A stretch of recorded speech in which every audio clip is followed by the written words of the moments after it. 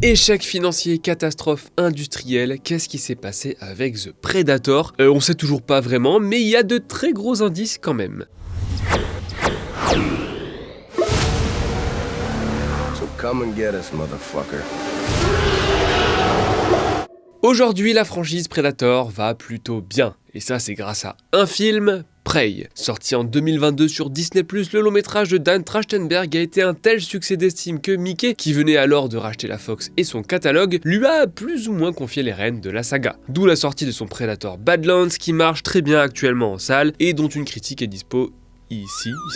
Mais aussi de son film d'animation Predator Killers of Killers, sorti lui aussi sur Disney+, pour nous faire patienter. Si Trachtenberg a autant la main sur la saga, c'est parce que Prey ne lui a pas seulement permis de la rebooter, il l'a carrément ressuscité. Parce qu'avant ça, en 2018, il y avait eu ça.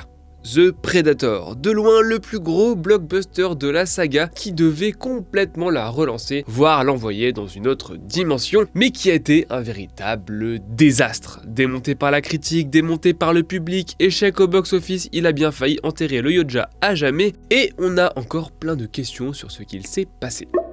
Dans cette rédaction, on passe notre vie sur Internet. Donc on sait ce que c'est que de vouloir exploiter ses capacités à son plein potentiel tout en restant sécurisé. Et oui, cette vidéo est sponsorisée par CyberGhost VPN. Avec ses 38 millions d'utilisateurs, CyberGhost VPN est la référence du marché. D'autant que ses 11 000 serveurs répartis sur 100 pays assurent une utilisation vaste et sécurisée. L'avantage majeur d'un VPN, c'est qu'il masque votre adresse IP, chiffre vos données et dirige votre trafic internet via un canal sécurisé. Bien pratique pour éviter toute tentative de piratage. Mais bien sûr, CyberGhost permet aussi d'utiliser une IP étrangère et donc de ne pas être limité par les restrictions de chaque pays. À vous donc les contenus bloqués de vos plateformes de streaming comme Netflix, Disney+, ou Amazon Prime Video, ou si vous êtes vraiment très cinéphile, l'accès à certains sites de films pour lesquels je vais me contenter de lever les sourcils nonchalamment pour que vous compreniez de quoi je parle.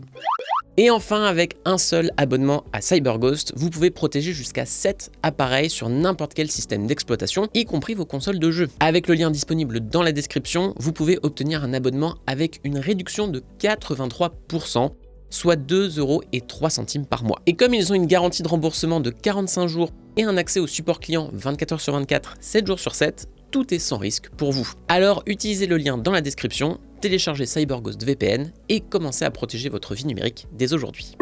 Parce que sur le papier, The Predator, c'est l'un des films de franchise les plus excitants depuis belle lurette. Déjà parce que ça a coûté quasiment 90 patates, avec une volonté assumée de faire du film un événement pour relancer la saga. Et surtout, il y a son réalisateur, Shane Black, scénariste star des années 80, il a quand même écrit Les Armes Fatales, Last Action Hero et Kiss Kiss Bang Bang qu'il a également mis en scène. À l'époque, il sortait de Iron Man 3 mais aussi de The Nice Guys et surtout, il a joué, rappelez-vous, dans le premier Predator à l'époque, donc c'était assez logique de l'appeler sur un tel projet. On en parle moins, mais il était aussi assez intriguant de le voir collaborer à l'écriture avec Fred Dekker, avec qui il a bossé au tout début de sa carrière. À l'époque, ce qui lui avait valu l'attention de la Fox, c'est un scénario qu'ils ont écrit à deux, intitulé The Shadow Company, et qui était un film de guerre surnaturelle pendant la guerre du Vietnam. Ensemble, ils ont aussi écrit Monster Squad, que Dekker a réalisé, et qui est devenu ultra culte aux États-Unis. Bref, ça laissait présager d'un grand spectacle à l'ancienne, classé R, donc potentiellement vachement violent, qui sortait un peu de la formule établie jusqu'ici par la saga, avec, bon vous connaissez, le bataillon qui se perd dans une jungle naturelle ou urbaine et qui se fait défoncer. Et en plus, ils essayaient d'étoffer un peu la mythologie, histoire de relancer le bazar, et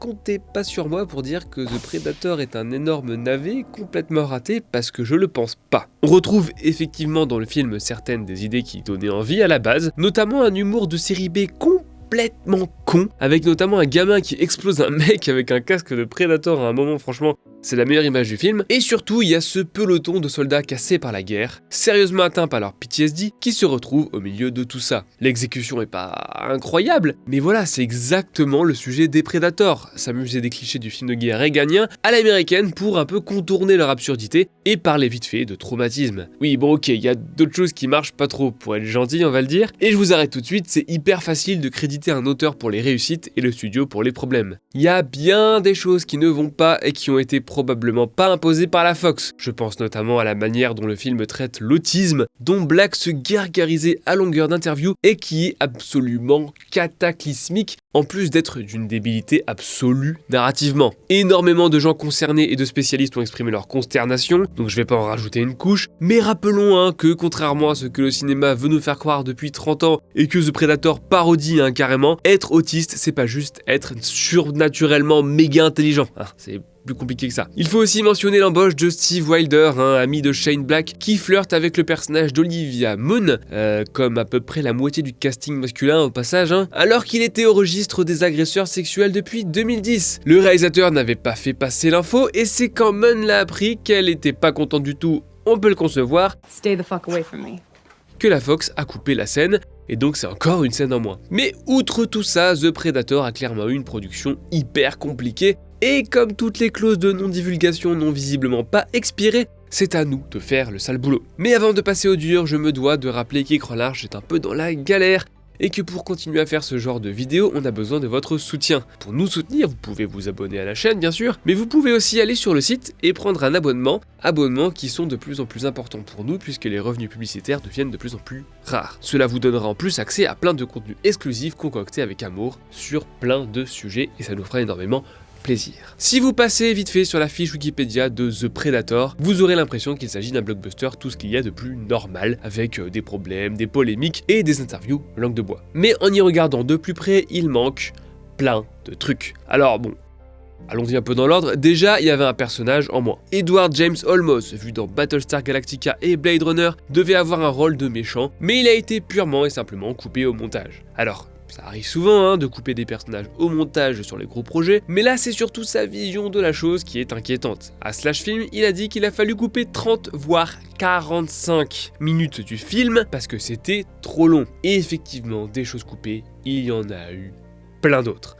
À commencer par les monstres. Ouais, parce que outre les clébards Predators, devait y en avoir bien plus, notamment des Predators gentils. Repérés sur une photo de tournage publiée sur Instagram, ils avaient une armure inédite et ils auraient dû aider nos héros, comme l'a confirmé Fred Decker à Moviefone, dans une interview qui est ce qui se rapproche de plus d'une description honnête des coulisses du film. Si on veut creuser encore plus loin, on peut remonter à attention, alerte source hyper sérieuse, un post Reddit, et oui. C'était en 2017 et c'est un mec qui prétend poster toute l'intrigue de The Predator avant la sortie du film. Alors bien sûr, d'ordinaire, on n'aurait pas du tout prêté attention à ce genre de leak, mais il faut reconnaître qu'une bonne partie de ce qui y était écrit correspond à ce qui est bien dans le film, et l'autre partie correspond plus ou moins à ce que l'équipe créative a insinué ici et là, donc on peut se dire que le mec était quand même plutôt bien renseigné. Si l'on en croit ce poste donc, les deux Emissary Predators, comme ils ont été nommés, seraient deux Predators transfuges qui étaient détenus dans, tenez-vous bien, la zone 51. Le Super Predator aurait donc été envoyé principalement pour les dézinguer, mais eux ils s'allient avec les vétérans dans une scène manifestement coupée et dont on peut apercevoir des tout petits bouts également dans la première bande-annonce. Parce que oui, dans la première version du scénario et peut-être même dans la première version du film, si on en croit Decker, les Predators voulaient pas juste extraire l'ADN humain. En gros, leur planète est en train de crever et ils cherchent un autre endroit. Voyant que notre bonne vieille Terre se réchauffe à cause des activités humaines, ils jettent donc leur dévolu dessus. D'où la bagarre avec les Emissary Predators qui essayent d'empêcher le Ultimate Predator de déglinguer l'espèce humaine. Comment il fait ça pour déglinguer l'espèce humaine ? Et bien à la fin, on arrive dans le vaisseau et on voit ce qu'il y a dans ce fameux vaisseau, à savoir non pas une armure d'Iron Man à la con qui sert à annoncer une suite qui n'arrivera jamais, mais des Predators hybrides nés d'un mélange d'ADN de Yoja et d'ADN des bestioles les plus menaçantes de la galaxie. On a donc un climax sous forme de poursuite avec tout un tas de Predators mutants avec des tentacules, des jambes supplémentaires. Bref, de quoi éradiquer l'humanité. Les jambes supplémentaires, c'est très important. Decker dit que la scène a été storyboardée et prévisualisée, mais une visite du plateau de Screen Rant ainsi que plusieurs reports indiquent que les hybrides étaient bel et bien dans un des montages du film. Et si vous n'avez pas vu le film, je suis désolé parce que ce que je viens de dire doit ressembler à un AVC en direct, mais rassurez-vous, je vais bien. Tout ça pour dire que The Predator devait vraiment partir en steak. Black et Decker disent que le problème venait surtout du fait que la scène n'était pas assez effrayante au goût de la Fox, notamment parce qu'elle s'est déroulée de jour. Ils ont donc reshooté plein de trucs de nuit, mais tout porte à croire que les reshoots ont visé principalement à remplacer la méga baston d'hybrides mutants par une banale chasse à l'homme, vraiment tournée n'importe comment avec un montage chaotique et des personnages disposés à la wall again. Concrètement, le studio est surtout intervenu dans le 3e acte, mais sur un projet pareil, on ne peut pas changer une fin entière sans foutre le bordel dans le reste du film, d'où la foule de petits détails qui ne vont pas. On pense par exemple au personnage de Nebraska, quand Trevante Rhodes, qui vient alors de percer avec Moonlight, a été annoncé dans le rôle par le très sérieux Hollywood Reporter, il devait être l'ami de longue date du héros. Dans le film, ils viennent à peine de se rencontrer. Les morts de personnages sont aussi expédiées n'importe comment. J'en veux évidemment pour preuve la mort du méchant humain principal, l'un des personnages les plus importants du film. Attention, la voilà. En termes de montage, c'est juste incompréhensible. Si elle criait pas son nom avant, on comprendrait même pas vraiment que c'est lui. Globalement, les personnages semblent perdre leur personnalité et leurs caractéristiques au fur et à mesure du film, genre le syndrome de la tourette qui disparaît comme ça. C'est presque comme si on avait vraiment tout coupé et en fait c'est probablement ce qui s'est passé. Et puis bon, ce ne sont pas les seules questions parce que certaines n'ont vraiment aucune réponse, genre pourquoi le chien alien lobotomisé qui ne sert à rien, pourquoi les persos téléportent, pourquoi ça devient aussi moche. Qu'on aime ou pas le cinéma de Shane Black et de ses collaborateurs, il est évident qu'ils savent faire un film. The Predator a clairement été charcuté dans tous les sens et ça donne ce film non seulement débile mais aussi incohérent. Est-ce que la version voulue par Black et Decker aurait été meilleure?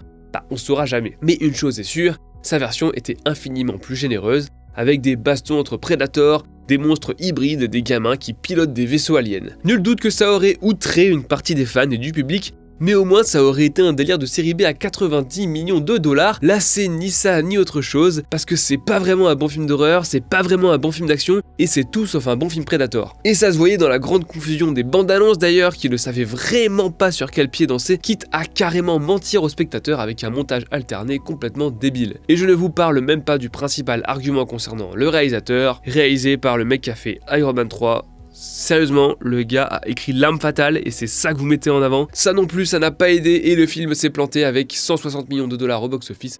Ce qui n'est pas du tout assez, D'ailleurs, n'hésitez pas à voir la vidéo de Geoffrey sur le box-office pour qu'il vous explique pourquoi. À force de vouloir satisfaire tout le monde, la Fox n'a satisfait personne. Forcément, on pense à Alien, On pense ce qu'on veut de Prometheus, mais au fond, c'est un mec qui va au fond de son délire. Et ensuite, tu aimes, donc moi, ou tu détestes, les autres. Mais il y a au moins quelqu'un qui aime.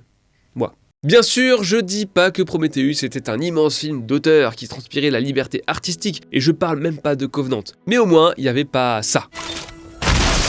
Dans The Hollywood Reporter, Shane Black a adoubé Dan Trachtenberg et son Prey, qui est effectivement parvenu à faire ce que The Predator a échoué à faire, c'est-à-dire relancer la franchise. Ironiquement, Prey est né pendant la production de The Predator, donc sous le régime de la Fox, qui a développé le projet à l'origine. À l'époque, on disait que Fox avait tué Predator. Salaud! Maintenant, dans nos commentaires, on peut lire partout que Disney est en train de tuer Predator. Salaud! Au final, le studio importe peu. Le seul problème, c'est les exécutifs hollywoodiens qui ont peur de perdre leur job si le film ne s'adresse pas à un public cible. Et n'oubliez pas de jeter un œil à notre partenaire CyberGhost en cliquant sur le lien et bénéficiez de 4 mois offerts et 83% de réduction. Protégez votre vie privée, débloquez des contenus exclusifs et faites des économies avec CyberGhost. Essayez-le sans risque grâce à la garantie satisfait ou remboursée de 45 jours. Si vous aimez la SF, les monstres et la nostalgie, je vous conseille la vidéo de Geoffrey sur V les Visiteurs. Franchement, j'ai jamais vu la série, je ne sais pas comment il a fait pour faire un tel carton avec ce truc, mais allez-y parce que ça fait vraiment plaisir de voir une de nos vidéos vraiment fonctionner après notre petit passage à vide récent. Vous pourrez m'expliquer en com comment il a fait. Voilà, salut! Stop.